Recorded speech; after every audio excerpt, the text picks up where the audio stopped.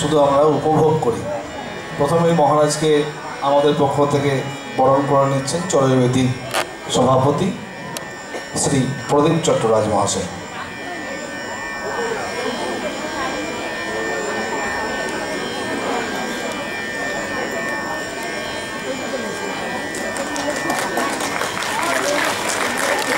জোরে করতালির মাধ্যমে আমরা মহারাজকে আহ্বান জানাচ্ছি।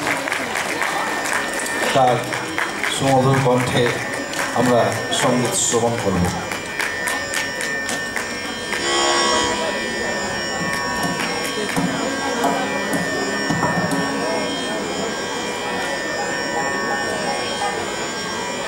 আমি এই বহরমপুর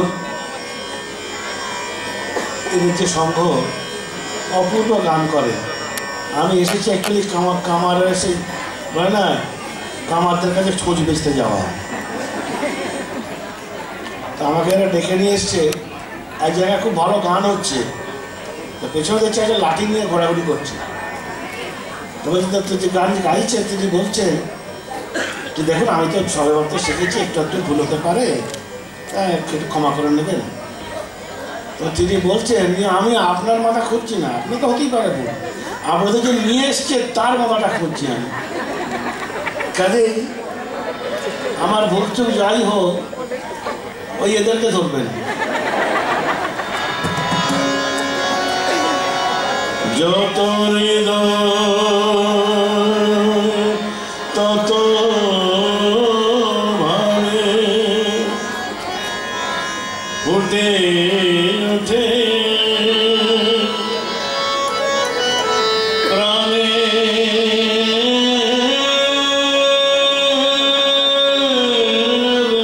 ভাষা,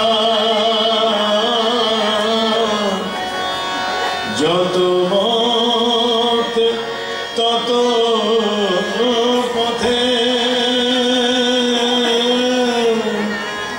খুঁজে পাব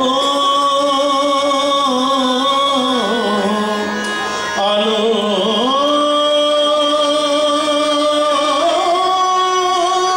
দিশা, আলোর বাণী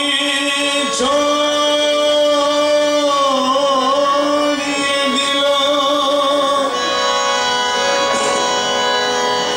ত্রেতাদের দাপরে কৃষ্ণ কলিতে দুয়ে এক হয়ে এক দেহে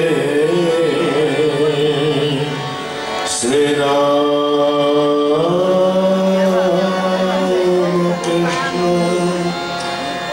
শ্রীরাম কৃষ্ণ। আলোর ভুবনে আধার না দেবে জবে,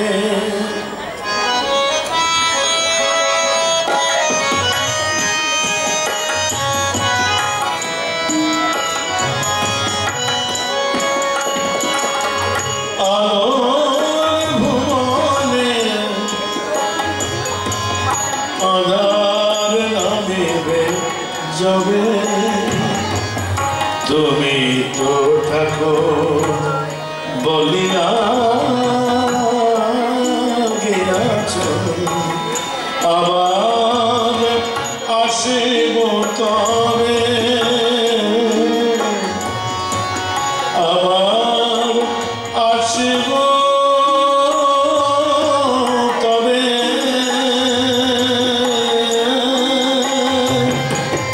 আবার আসিব তবে, আলো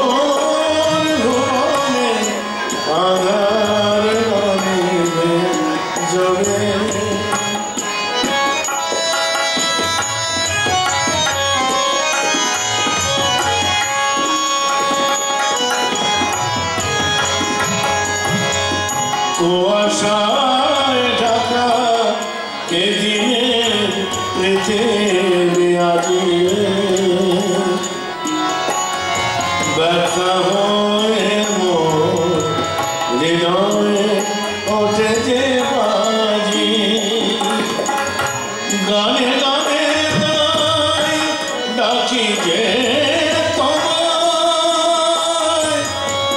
প্রেম কি বৈভবে প্রেম কি বৈভবে তুমি তো থাকো বলিয়া গিয়াছ আবার আসব তবে আবার আসব তবে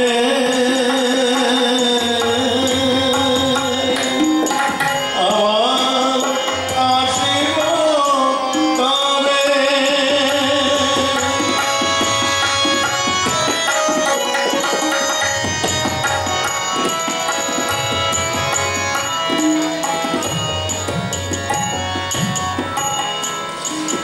এসো হে আমার শ্রীরাম কৃষ্ণ এসো এসো আজ তুমি গুজব ধরার কালো আবরণ আলোকিত হোক ভূমি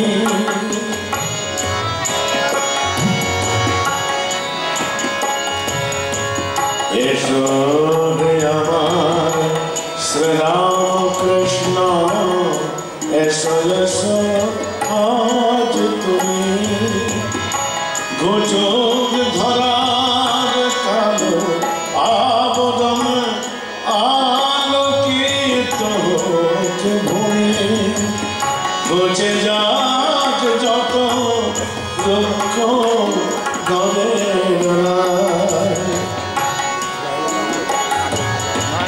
মুছে যাক যত বেদনার আঁখি ধার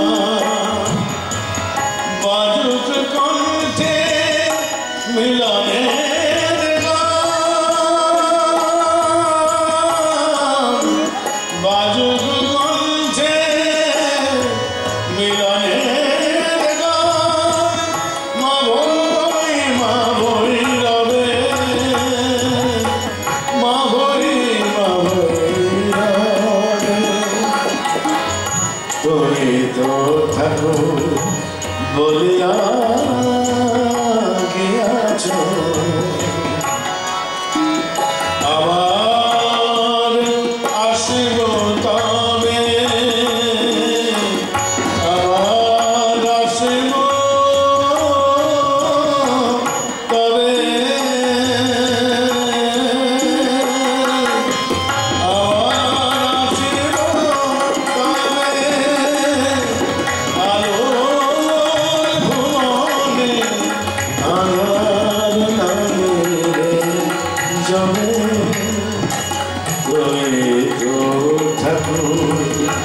বলিয়া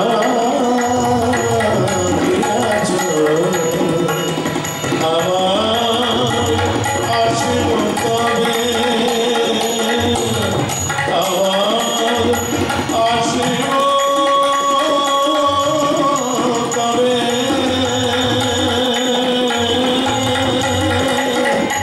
আবার আসব তবে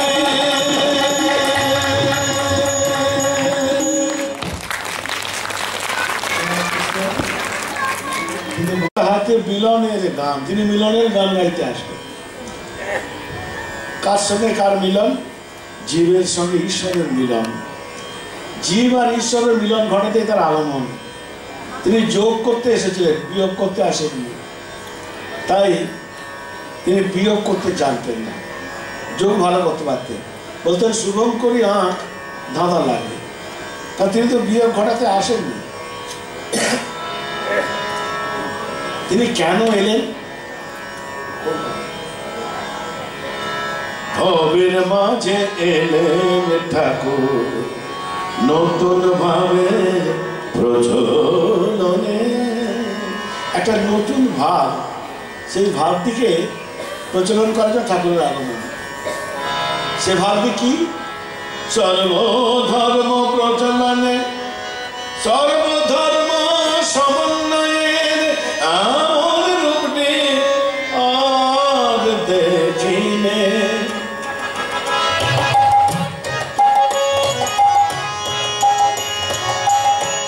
ভাবের মাঝে এলেন ঠাকুর নতুন ভাবের প্রচলনে, সর্বধর্ম সমন্বয়ে, সর্বধর্ম সমন্বয়ে আমার রূপে আর দেখিনে। ভবের মাঝে এলেন ঠাকুর নতুন ভাবের প্রচলনে। আল্লাহ গড়ে রবি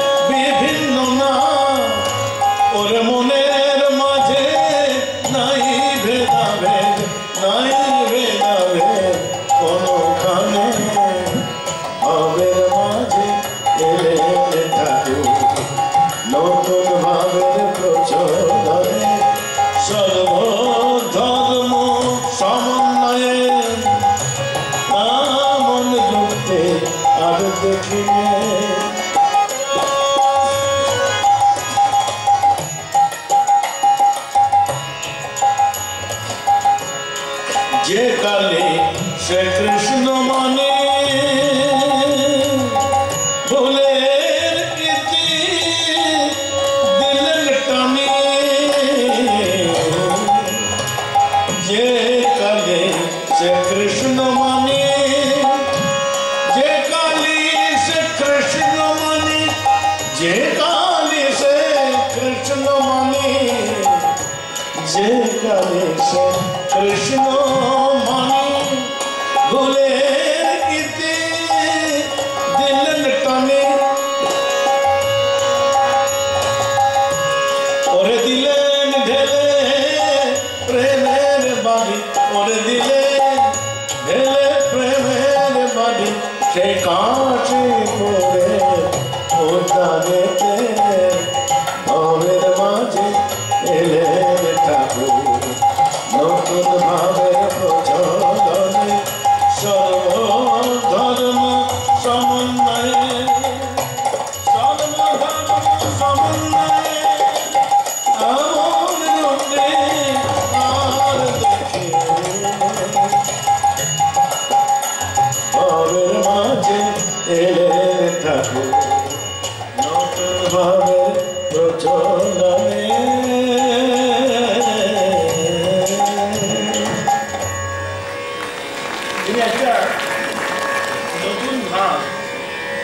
সেই ভাবটি প্রচার করতে হবে।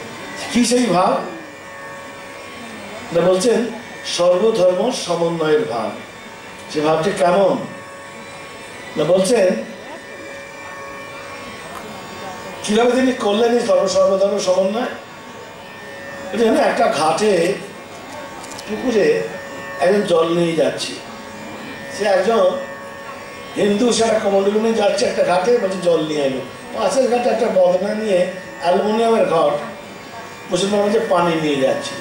আর ঠিক তার পাশে একটা ঘাটে একজন বোতলে করে একটি জল নিয়ে যাচ্ছে, এরকম বোতলে করে, বলছে অ্যাকোয়া ভরে নিয়ে যাচ্ছি, ওয়াটার। যেই মুহূর্তে এই পাত্রটা বদলে যাচ্ছে অমনি জলটাও বদলে যাচ্ছে। জলের নাম তার কখনো হচ্ছে ওয়াটার, কখনো হচ্ছে পানি, কখনো জল। তাই বলছেন এক ঈশ্বর, তার অনেক নাম। বলছেন তাকে খোঁজো, আমিকে খোঁজো, তিনি বেরিয়ে পড়বেন। এই চেতনাটা জায়গাতেই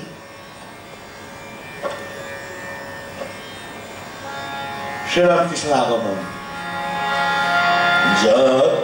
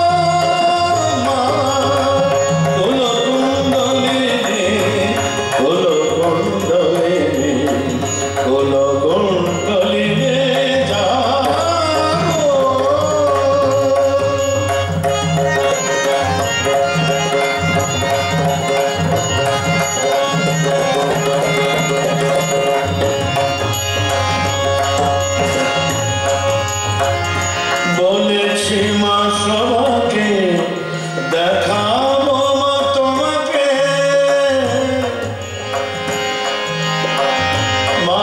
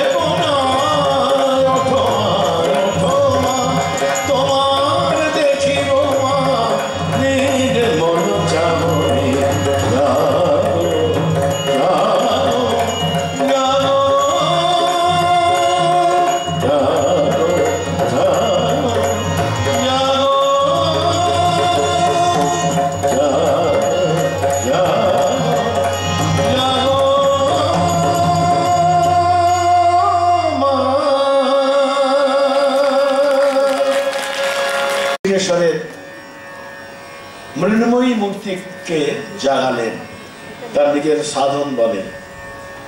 দেখলেন তুলো দিয়ে নিঃশ্বাস পড়ছে, জাগ্রত কালী ভবতারিণীকে জাগালেন তিনি। আর তিনি নিজে জাগলেন, তিনি গোটা বিশ্ব ব্রহ্মাণ্ডের মানুষকে জাগালেন একটি আত্ম জাগানিয়ার মন্ত্র। কি সেই মন্ত্র? তোমাদের সব চৈতন্য হোক, এই আত্ম জাগানিয়ার মন্ত্র। আরেকজনকে তিনি জাগিয়েছিলেন, এই মোট 4 জনকে জাগিয়েছিলেন। তিনি নিজে জাগলেন সাধন ভজন করে, তার ইষ্টকে জাগালেন ভবতারিণী মা কালীকে, নিখিল ভক্ত মণ্ডলীর জন্য দিলেন একটি আত্ম জাগানিয়ার বাণী, তোমাদের সব চৈতন্য হোক। আর জাগালেন তার আপন সহধর্মিণীকে ষোড়শী পূজার মাধ্যমে। এই বালে ত্রিপুরা সুন্দরী বলেন, এর দেহকে আশ্রয় করে সর্বজীবের কল্যাণ করো। মা শারদাকে তিনি জাগিয়েছিলেন। এই যে জাগালেন, শ্রীরামকৃষ্ণ কে? কাশীপুরের বাগানে তিনি শুয়ে আছেন, আর 7 দিন পরে তার শরীর চলে যাবে। শীর্ণ একটা শরীর, 4.5 ফুট তার দেহের ওজন হয়ে গেছিল, উচ্চতা হয়ে গেছিল। নরেন্দ্র পা সেবা করছে, অ্যাটর্নি বিশ্বনাথ দত্তের ছেলে। ভাবছেন যে এখন যদি ঠাকুর বলেন যে তিনি অবতার, তার যেন বিশ্বাস হয়। কারণ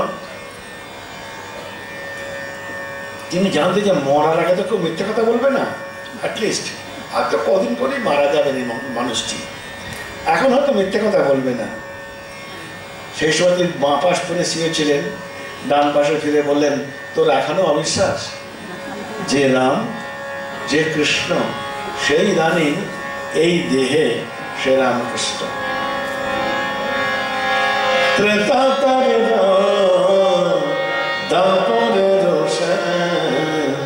রামকৃষ্ণ দোহে একাধারে।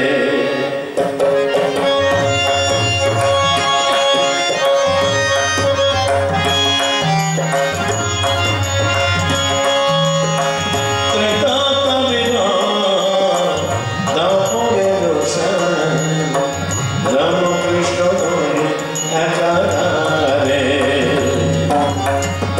গৌতমের প্রাণ শঙ্করের জ্ঞান, অবতীর্ণ হয়ে ধরা পড়ে।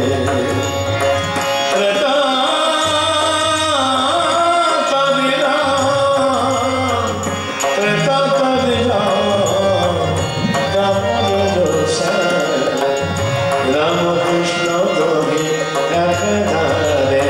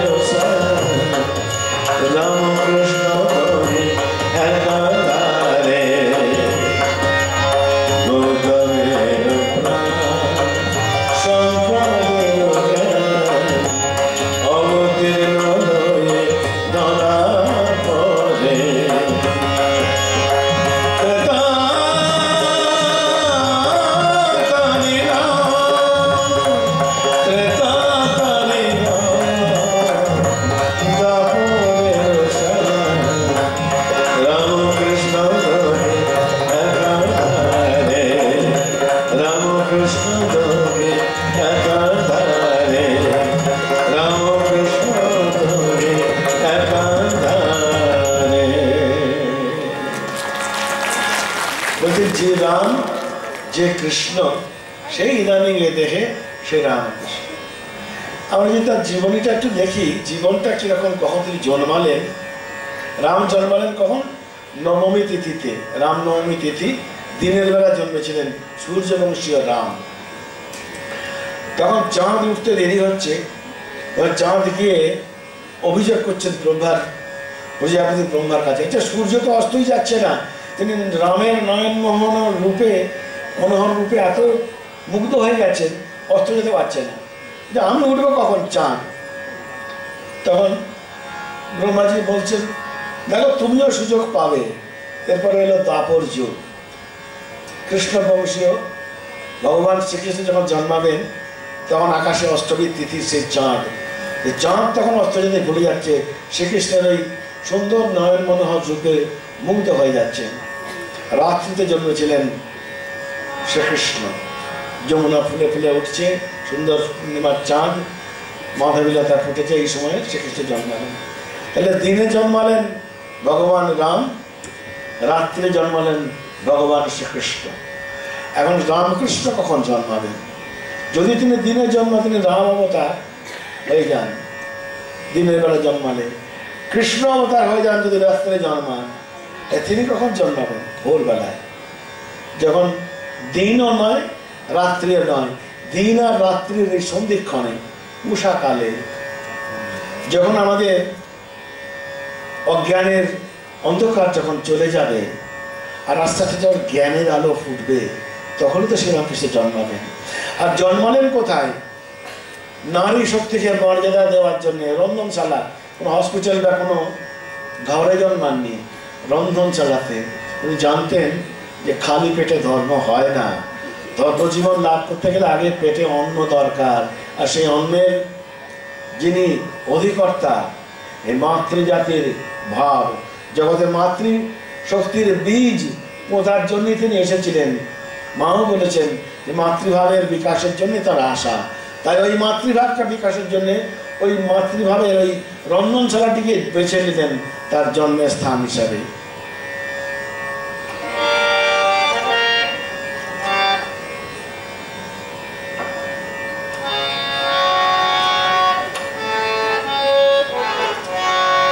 তিনি জন্মালেন ওই উনুনের ছাই মাখা অবস্থায়, বিভূতি ভূষিতাঙ্গ হয়ে উনুনের মধ্যে রন্ধনশালা।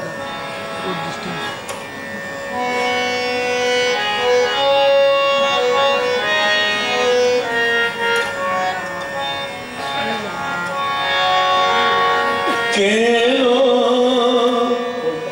কেলো কেলো আলো করে কামার পুকুরে,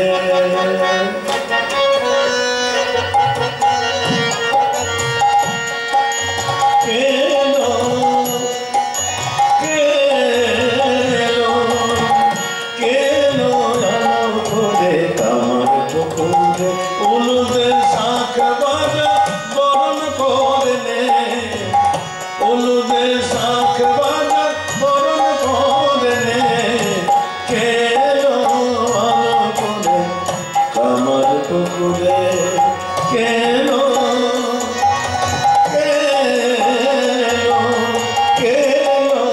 আলো করে কামার পুকুরে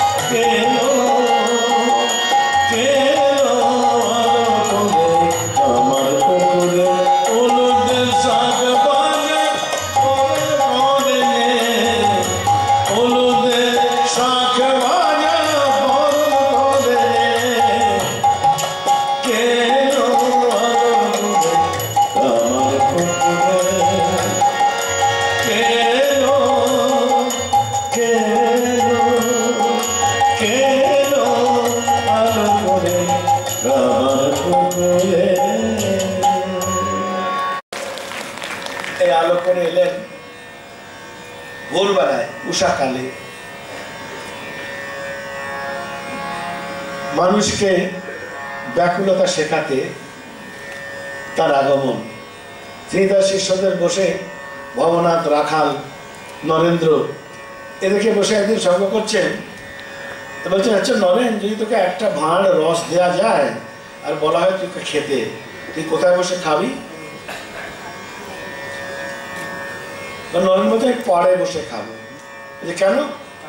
রসের মধ্যে ডুবলে যেমন যদি মৌমাছি হই, যদি একটু পাখনা থাকে রসের মধ্যে ডুবে যাবো, উঠতে পারবো না। ঠাকুর বলেন, সে কি রে, এই যে রস, এ রস জেসে রস নয়, অমৃত রস। এ রসে পড়লে কেউ মরে না, ডুবে অমর হয়। আর এই রস পেতে গেলে ডুব দিতে হয়, ওপরে ওপরে ভাসলে হয় না। রত্নাকর নয় দু চার ডুবে ধর না পেলে,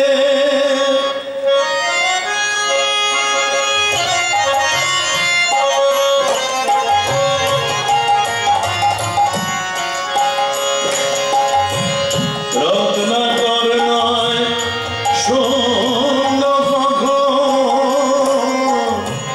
দু চার ডুবে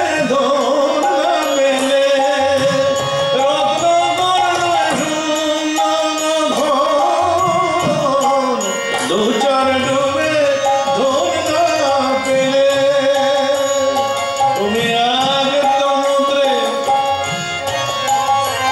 তুমি দল সামর্থে আগ ডুবে যাও কুলো কুণ্ডলিনী কোলে ডুবু দে কালী মনে হৃদি রত্না পাবেন অগাধ জলে ডুবু দে কালী মনে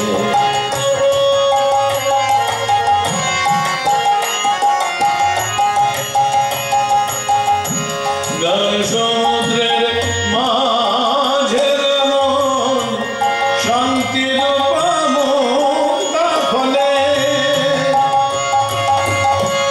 গান সমুদ্রের মাঝের মন শান্তির পামুক্তা ফলে তুমি ভক্তি করে পুরায় পাবে শিব যুক্তি মত চাইলে তুমি ভক্তি করে পুরায় পাবে ভক্তি করে পুরায় পাবে শিব যুক্তি মত চাইলে ডুবু দে কালী বলে হৃদি রত্না পাবে অগাধ জলে ডুবু দে কালী বলে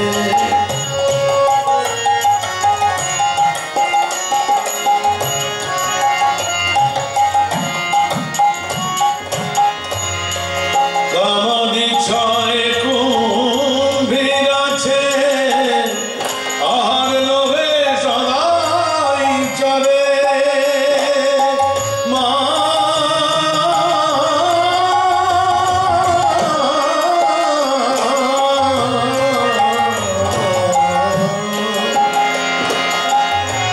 কামাদি ছয় কুম্ভীর আছে আর লোভে সদাই চলে তুমি বিবেক হলদি গায়ে মেখে নাও ছোবে না তার গন্ধ পেলে তুমি বিবেক হলদি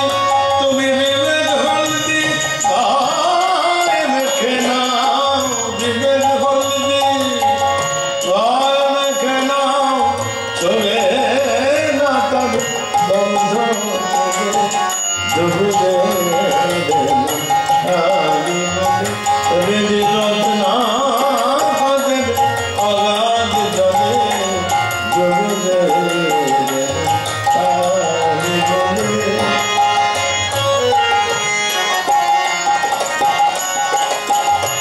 রতন মানে কত পড়ে আছে সেই জলে রতন মানে কত পড়ে আছে সেই জলে রামপ্রসাদ বলে ঝাঁপ দিলে মিলবে রতন ফলে রামপ্রসাদ বলে রামপ্রসাদ বলে রামপ্রসাদ বলে রামপ্রসাদ বলে ঝাঁপ দিলে মিলবে রতন ফলে ফলে ডুবু দে কালী মনে হৃদি রত্না পাবে অগাধ জলে ডুবু দে কালী বলে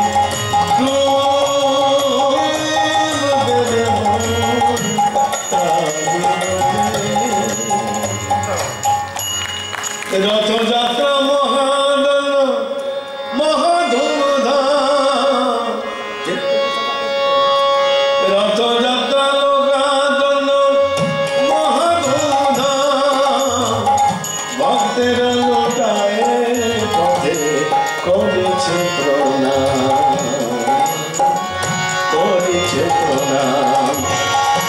রথযাত্রা লোকারণ্য মহাধুমধাম ভক্তেরা লুটায় পথে করেছে প্রণাম ভক্তেরা লুটায় পথে করেছে প্রণাম করেছে প্রণাম রথ ভাবে আমি দেব পথ ভাবে আমি রথ ভাবে আমি দেব পথ ভাবে আমি মূর্তি ভাবে আমি দেব হাসে অন্তর্যামী হাসে অন্তর্যামী রথ ভাবে আমি দেব মূর্তি ভাবে আমি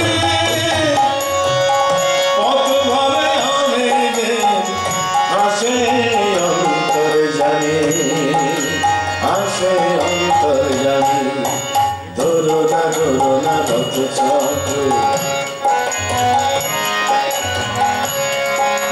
ধরোনা ধরোনা রথ চক্র ধরোনা ধরোনা ধরোনা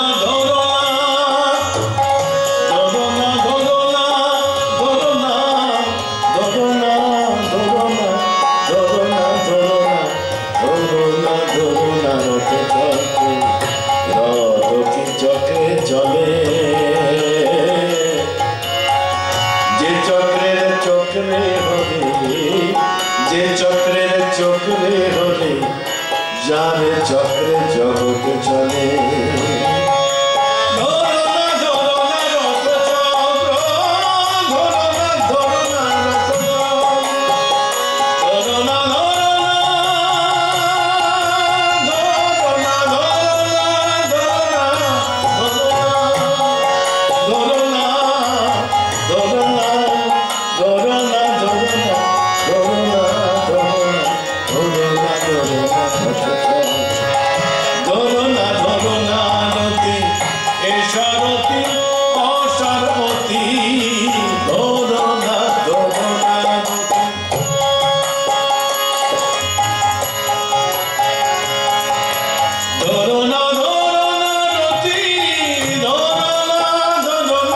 রথ চক্র ধরোনা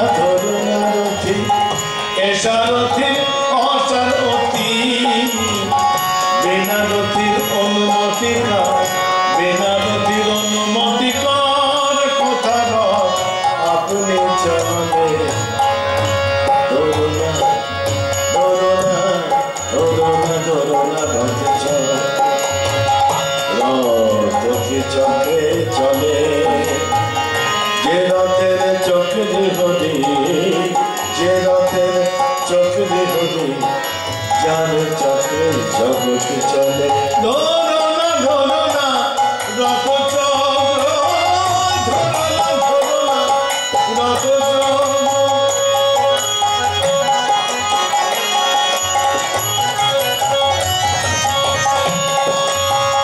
ধরোনা ধরোনা বাজি ধরোনা বাজি বাজি ধরোনা ধরোনা বাজি ধরোনা ধরোনা বাজি এবার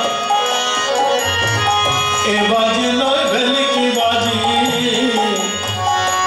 ধরোনা ধরোনা বাজি এ বাজি নয় ভেলিকি বাজি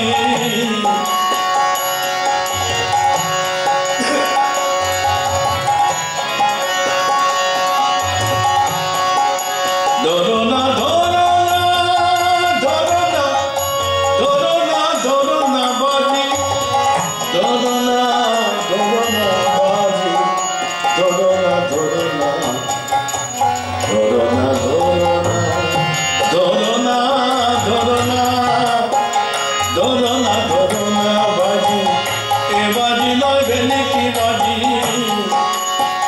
বিনা রথের অনুমতি কার বাজি শেষ হলো বকুলে বাজি শেষ হলো বকুলে ধরোনা ধরোনা রথ চক্র ধরোনা ধরোনা ধরোনা ধরোনা ধরোনা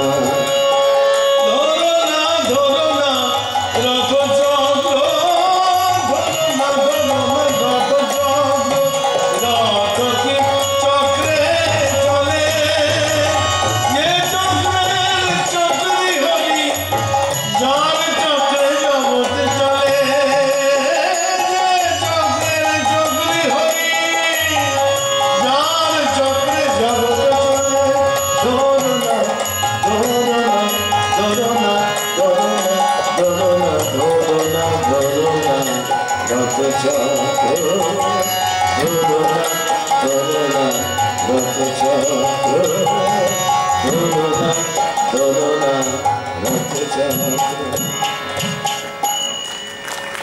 একটি প্রসঙ্গ করছিলেন শ্রীরামকৃষ্ণ, কথামৃতে আছে দেখবেন। এই গানটি ঠাকুর বারবার গিয়েছেন কথামৃতে।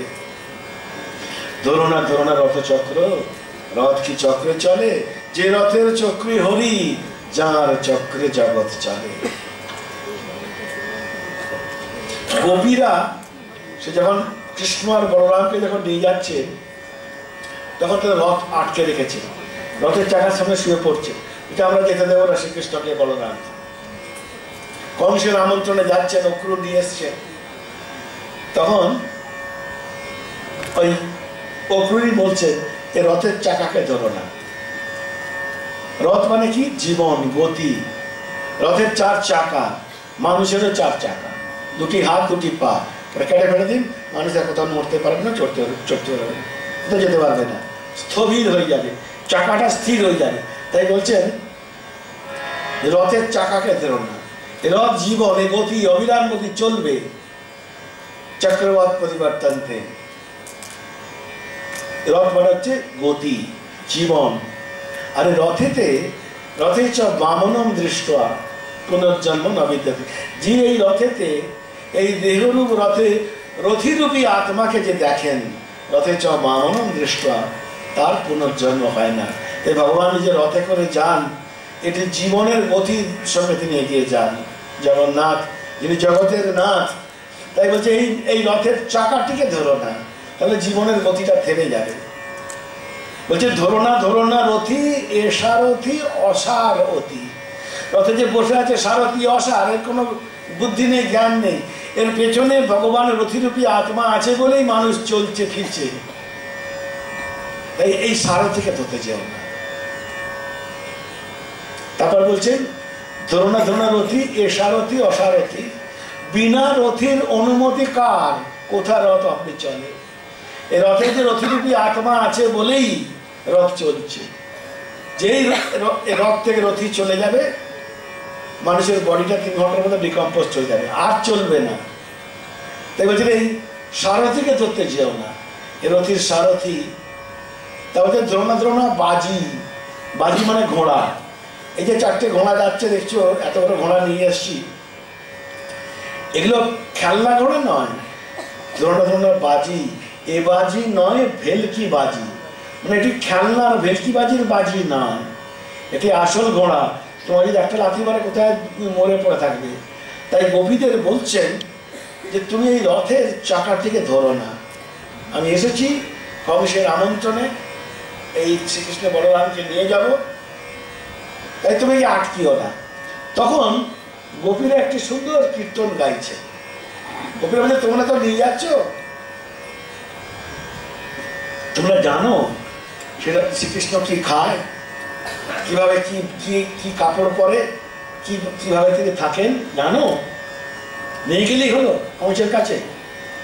তার খাওয়া দাওয়া, তার পড়া, তার খেলনা, সমস্ত সাথী আমরা এই বৃন্দাবন 20টি বোন নিয়ে যে বৃন্দাবন, সেখানে তোমরা নিয়ে যাচ্ছ, যেরকম নিয়ে যাচ্ছ কংস ঠিক আছে আমন্ত্রণ করেছে নিয়ে যাও, তো ঠিক ওইভাবেই শ্রীকৃষ্ণকে আমাদের কাছে ফেরত পাঠাবে। আর যদি শ্রীকৃষ্ণকে না আসেন, জানলে গোপীদের দেহ থাকবে না। তখন বলছেন অক্রূর, আরে তোমরা যখন এত ভালোবাসো শ্রীকৃষ্ণকে, তোমরা ধ্যান করো না, ধ্যান করেও তাকে পাবে।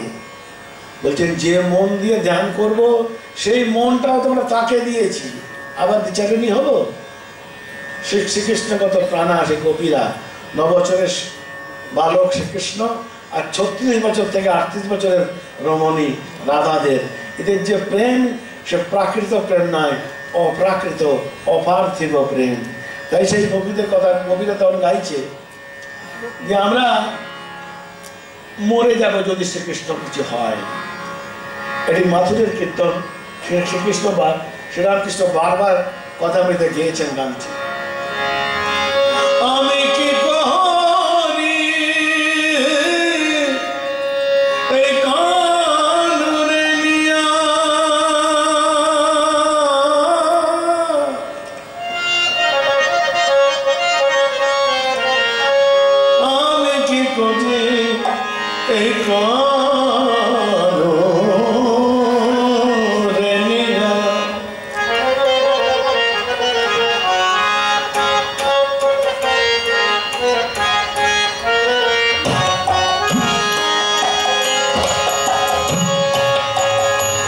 আমি কি করি এই কানরে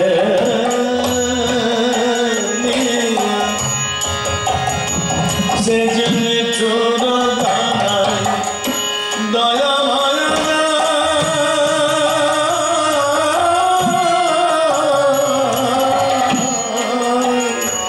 সে জন্য চোর গানায় দয়া মায়া অতিশয় সে মলি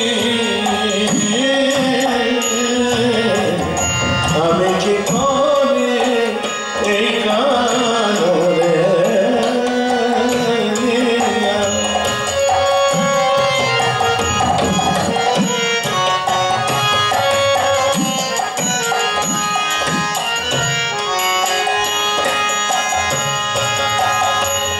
মরিব মরিব সখী নিশ্চয় মরিব আমি মরিব মরিব সখী নিশ্চয় মরিব কানো হেন গুণনিধি কানে দিয়ে যাও আমি কানো হেন গুণনিধি কানে দিয়ে যাও কানে দিয়ে বাজাও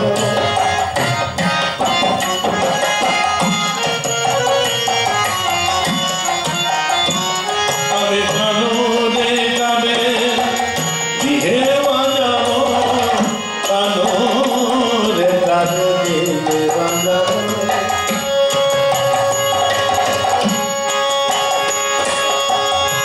আমি কানুরে গানে দিয়ে বাজাবো কানুরে কানে দিয়ে বাজাবো সে যে ভাগবত তনু আমার অনুগত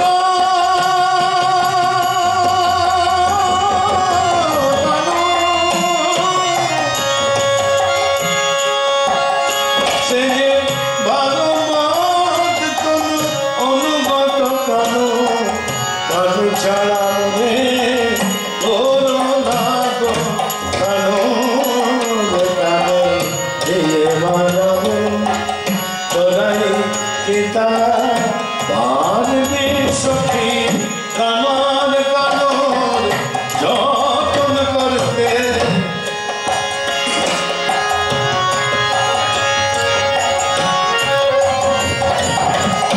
আমার কানর যতন করতে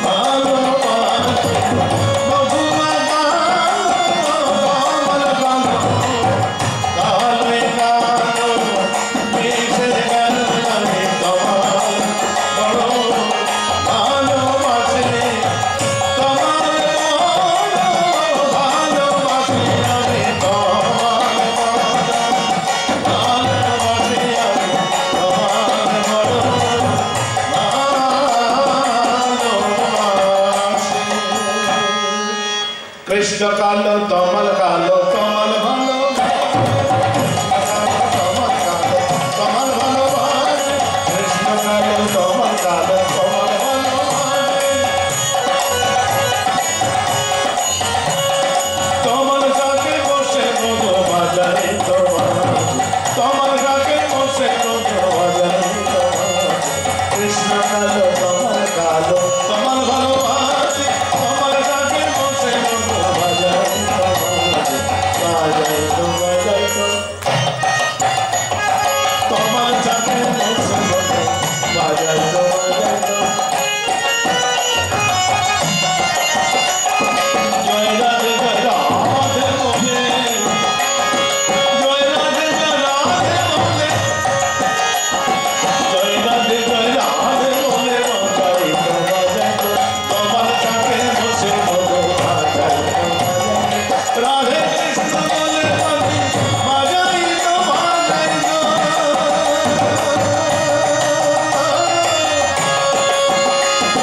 তমাল কাকে বসে মধু বাজাই তো বাজাই তো শ্রীকৃষ্ণ বলে মধু বাজাই তো বাজাই তো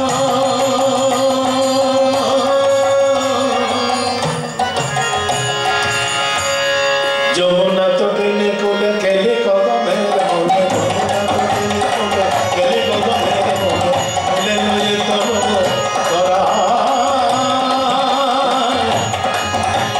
মনে লয়ে চলব করা অন্তিমেরি বন্ধু লয়ে যমুনা প্রীতি লয়ে অন্তিমেরি বন্ধু লয়ে যমুনা প্রীতি লয়ে সখী মোর নিপসনা সখী মোর নিপসনা যমুনা তো টেনে কোলে খেলে কদমের মনে মনে লয়ে চলব করা অন্তিমেরি বন্ধু হলে যমুনা প্রীতি লয়ে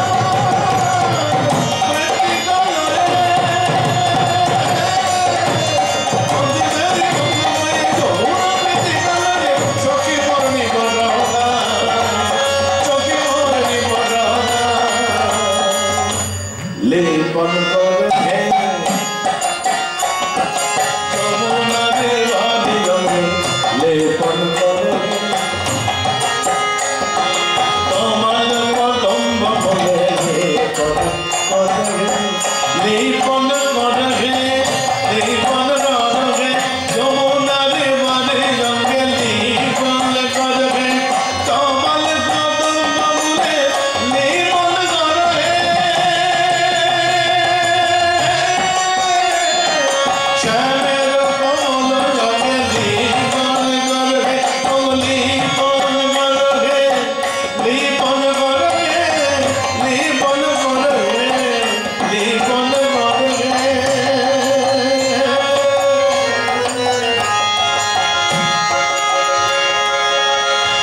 শ্যাম নাম তোর তুঝি লিখো সব সহচলি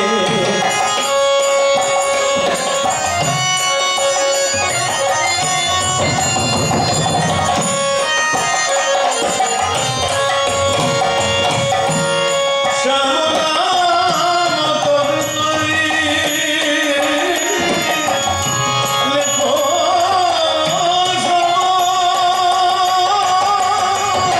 সহচলি